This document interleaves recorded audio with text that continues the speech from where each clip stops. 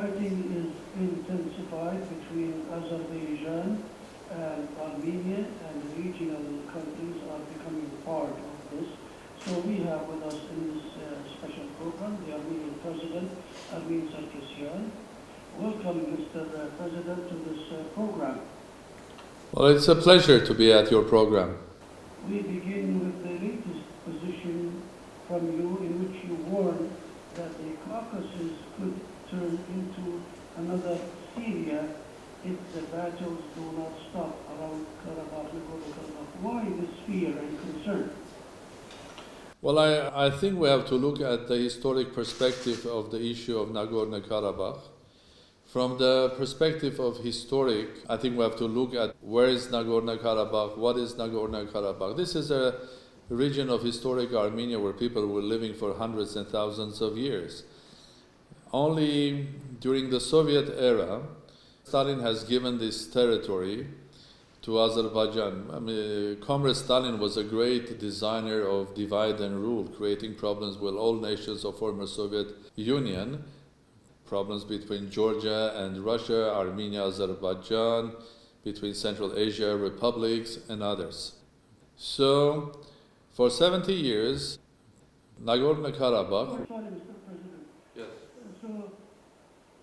This historical prospect is important, but today we have conflict or beginning an all-out war. So do you believe that this war will be long and not just a round of fighting like the past? Well, this is exactly what I'm trying to say. I think I have to come back to the history of that. With the breakdown of Soviet Union, people of Nagorno-Karabakh clearly have expressed their desire, and this in the region of Nagorno-Karabakh then, the absolute majority of population were Armenians, as for centuries, have expressed their desire in 1991 to become independent state. But instead of honoring the desire of the people, Azerbaijan decided to fight against that and decided to send armies and start a war between Armenians in Nagorno-Karabakh that declared their independence as a republic and Azerbaijan. And the first war ended in a ceasefire in 1994. And since then, an international renowned organization, that OSCE, has created a platform for a dialogue, and that platform was the Minsk Group platform, which was co-chaired by United States, France, and Russia. So there were negotiations, sometimes successful, sometimes unsuccessful, and these negotiations were targeting to a peaceful resolution of the conflict. So on the 27th of September this year, Azerbaijan has decided that they will not continue going this path of dialogue and finding a peaceful resolution, and they decided that they can resolve this issue with Nagorno-Karabakh, or Republic of Artsakh, with force. So military were sent in, and on along the whole line of frontier between Republic of Nagorno-Karabakh and Azerbaijan, shelling had started, and that shelling is also going deep into the civilian. Mr. President, are you willing now to reach a peaceful solution? No, of course. I'm coming to that. It's very important to give that perspective. So what has changed today, that Azerbaijan is trying to resolve the issue with military force. And what has changed now, if it was only between Nagorno-Karabakh and Azerbaijan, that we would all have the hope that the two will eventually, after several days of fighting, which is happening now, and there is no big movement of frontier, so Azerbaijan couldn't defeat Nagorno-Karabakh in 3-4 days, but what has dramatically changed is the involvement of Turkey. Turkey is now involved directly with their generals, with their officers, with their advisor, mujahideens that have brought from Syria, and they are also using Turkish-made drones. Turkish F-16s are involved, and there is no way that anybody international can interpret that by saying this is ethnic cleansing. So if it was between Nagorno-Karabakh and Azerbaijan, there is a mechanism to resolve this issue peacefully, which is going through negotiations. But the moment that Turkey is, let me finish this. Let me finish my sentence, please. The moment Turkey is involved, no, you are not allowing me to finish my sentence, my friend. Mr. President, you can still hear me, right? Okay. Yeah.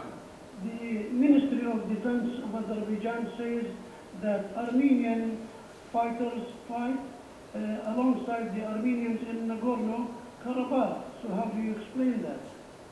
Well, these are Armenians, and these fighters could be from all over the world, because Armenians will not allow another genocide to be repeated after 105 years of the genocide that happened in Ottoman Empire. These are volunteers that came to support their fellow Armenians. These are not from other country. These are not organized by any other third state, like in Azerbaijan. Like Turkey as a state is involved now in the fighting against and ethnic cleansing of Armenians from Nagorno-Karabakh. If their volunteer is going to help their sisters and brothers, there is nothing wrong with that. So you do admit that there are Armenian fighters from outside Armenia and from outside the region fighting alongside the Armenian forces. So this is something natural for you? Well, this is absolutely natural because we are a small state but a global nation, but it's also natural because every Armenian remembers that 105 years ago, the same Turkey, which is now involved in Nagorno-Karabakh, has slaughtered 1.5 million of Armenians. The same Turkey has dismissed and ethnically cleansed Armenians from the Ottoman Empire and has created the diaspora. All of these people remember this. And there's no way that we as a nation or our friends... No, let me finish. There is no way that Armenians will allow another genocide to happen. The president of Nagorno-Karabakh says that the war now against Nagorno-Karabakh is a war against Iran as well. Do you agree to that? This is the way the president of Nagorno-Karabakh... No, that is the opinion of the president of Nagorno-Karabakh. This is how he interprets geopolitical changes that will happen if this war will not be stopped. Okay, Russia offered a mediation. Are you open to Russian mediation? Well, Russia, France, and United States are three members of the Minsk group. They are three co-chairs. We are always open for any mediation, especially from Russia. That is a country that has good relations both with Armenia and with Azerbaijan. And of course we are open for that mediation, but mediation has to start, and the sooner the better. And of course it is a mediation between Nagorno-Karabakh, Azerbaijan, and also Armenia, but then Turkish presence or activities in military activities should be stopped. So on what basis or foundation you accept this mediation, even though your Prime Minister said that we are not ready to have peace talks now because the circumstances are not appropriate. Now you say you are open. So now... There is no contradiction. You accept, okay, you accept that to happen. There are no contradiction between what I'm saying and my government is saying. You are asking a general question. Is Armenia accepting Russian mediation if it starts working? The answer is, in principle, yes. But the mediation is a process. It starts with specific mediators, starts with connections between military, politicians, foreign ministries, but that process has not started yet. And the answer is yes. We are ready for mediation, especially from Russia, if that mediation will be organized. If they have talked to you or to the Armenian people and you are heading them, you are their president. Well, the thing is that there are daily contacts between Armenian different departments, between the foreign minister of Armenia and Russian foreign minister. There are talks on the level of government, prime minister, so they are always talked. But they don't have yet the form and the content of being that we can call that mediation between the parties has started. with collective security treatment. Can you ask Russia to help you militarily in this war? We are a member of the Collective Defense Organization, where except Armenia, there are other members as well. And Armenia, for the moment, has not applied to that organization yet, but it has the right to applying it.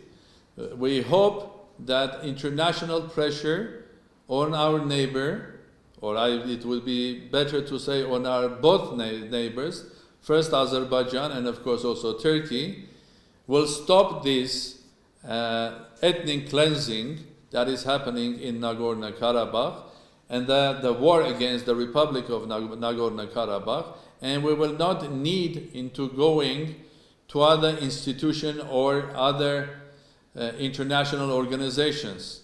We hope that common sense and human logic will prevail. But Armenia has the right of approaching the organization that we are a part of it. And we also have approached to the leadership and the organization of North Atlantic, to NATO, because Turkey, being a member of NATO, is showing activities that clearly are against the whole philosophy of the organization, and basically getting involved in a conflict that they don't have direct interest, based on things that are pretending that there are PKK fighters there, or there is a threat to international energy sources. Sorry, Mr. President. Yes, please. You say that you have the right to call on Russia to help you militarily. Of course, there is a common defense treaty with Russia, and there is a military base of Russia in Armenia. Did Russia show willingness to enter into this conflict and take part in it? You are asking a question, and that's a question more to the President of Russian Federation, not to me. I am answering to you as the President of Republic of Armenia. We are member of a collective defense treaty organization that includes Russia as well. We have specific treaties with Russian Federation. As I told you, we are not officially approached neither Russia or the organization that includes Kazakhstan, Belarus, and other, in order to help us in this. And unless you ask them, you cannot know are they ready or not. But we have the treaties. We don't want to escalate. One thing is very important. We don't want to escalate this conflict between Nagorno-Karabakh Republic and Azerbaijan to a higher level. And that is why you said in your words as well, I was warning that if the confrontation will go on higher level, then Caucasus will become another Syria, and God help us what will happen in the whole region. So we are trying to contain and to maintain as the current level, and there is one important parameter or component of this maintaining or containing this conflict is Turkey. If Turkey stops bombing Armenian villages, cities in Nagorno-Karabakh, sending through their drones and F-16s, and I think the conflict or the current conflict of the war, after a while, could come to some sort of a conclusion, and I hope that the sides, including the Azeri side, will hear what we are saying. Let's go back, after sorting out what is happening now, back to a negotiation table, because there is no alternative. There is no way that militarily this issue will be resolved. And if we don't hear this message, what will happen? Thousands of people will die. And what will be the result? A big disaster for both nations, for both Azerbaijan and Armenia.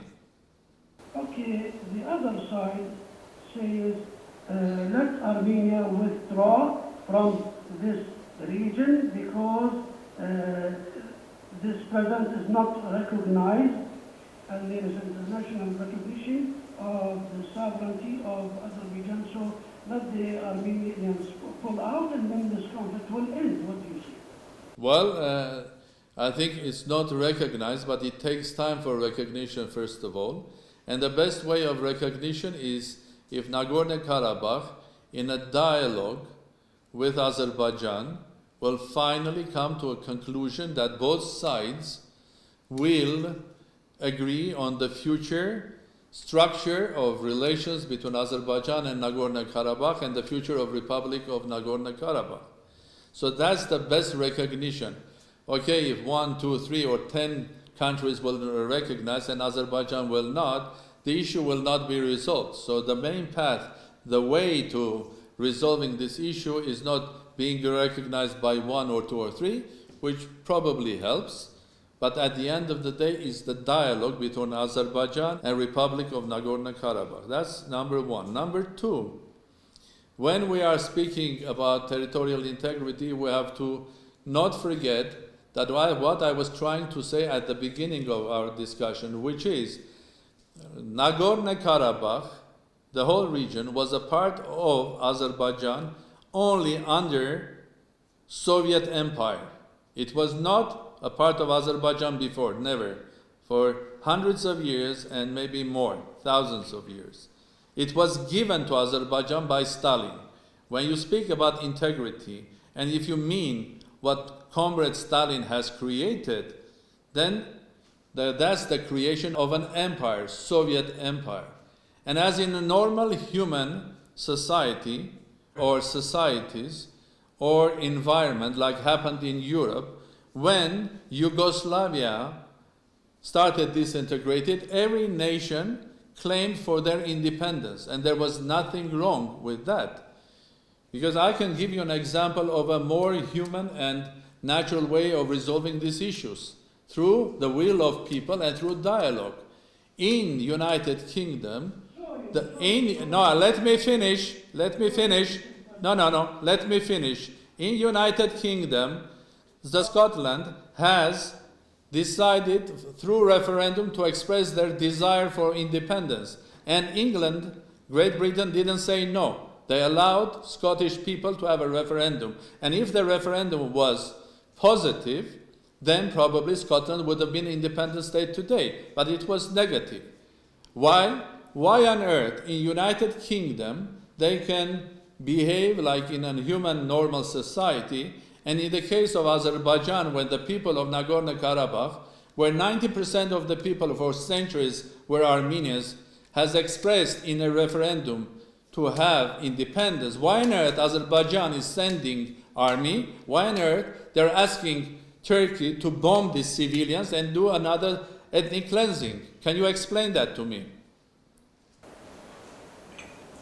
Mr. President, do you expect that Iran will be involved in this conflict? I hope, again, that this conflict, this war which is happening, will not include anybody else. I hope that Turkey will be, will be excluded. And I hope nobody else will be included. And that is why we're not approaching others. Because any new inclusion will create another 10 times higher tension and a conflict that not could be stopped. So instead of including Iran or Russia or anybody else, I would like to see exclusion of Turkey from this conflict. So who do you call on now to exclude Turkey? Who do you want to exclude Turkey? I am calling to international community to put pressure on Turkey. Everybody that understands that Turkish involvement in this conflict is unproportional, unjustified, it's against all international laws and agreements, and Turkish involvement reminds me, others, many friends and non-friends abroad, about the genocide of Armenians in 105 years ago in Ottoman Empire, where they wanted to move out Armenians, and they had other excuses then, like they are using this or that excuse today about international energy pipelines, PKK soldiers, which is all nonsense. And during the 1915, they were using that Armenians were Christian, they will support Russians, and so on and so forth. That's all our excuses, and the goal is clear. ethnic cleansing, moving Armenians from the land that they were living for thousands of years in Nagorno-Karabakh out. And this is unacceptable. So we are approaching international community to put pressure on Turkey, because Turkey has become the big negative factor in this conflict that will not allow people going back to normal negotiating table. You have heard several times from me, I am for negotiated solution because I don't believe in any other ones. There is only one human way of solving problems, that's a dialogue. Can dialogue start now, according to what is on the ground, without any changes, to start ceasefire and to start dialogue? Is this acceptable from you? My friend, what you are saying now, can the dialogue start now when the F-16s are killing women and children, bombing the villages and the cities? How do you start negotiations when Turkey, which is not a party of this conflict, is bombing cities and villages, not only the military, but cities and the villages of Nagorno-Karabakh? Explain to me, how do you imagine that how do you start negotiation? First of all, Turkey has to withdraw from this conflict. They should not be a party to this conflict. And then after that, the Azeri side, Nagorno-Karabakh, and of course Armenia, will decide when to stop the hostilities and when to go to negotiating table again. But I urge everybody to do that, the sooner the better. And I urge Turkey not to be the one that will be destroying the whole region with their activities. But Turkey, until now, denies that it has interfered directly. She says it supports the Azeris and it denies the direct intervention until now. What do you say? And basically, what Turkey is saying and doing, and it's not only in Armenia, it was the same in Syria, it was the same in Mediterranean, in Libya, in Iraq. I just remember words which were said by one of the greatest American presidents, who said that you can fool all people for some time. You can fool some people for a long time, but you cannot fool all people all the time.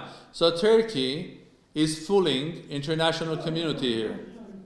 Turkey intervened in Syria directly and it announces that and it does not hide it. So Turkey is interfering in Nagorno-Karabakh and pretending that they are not interfering.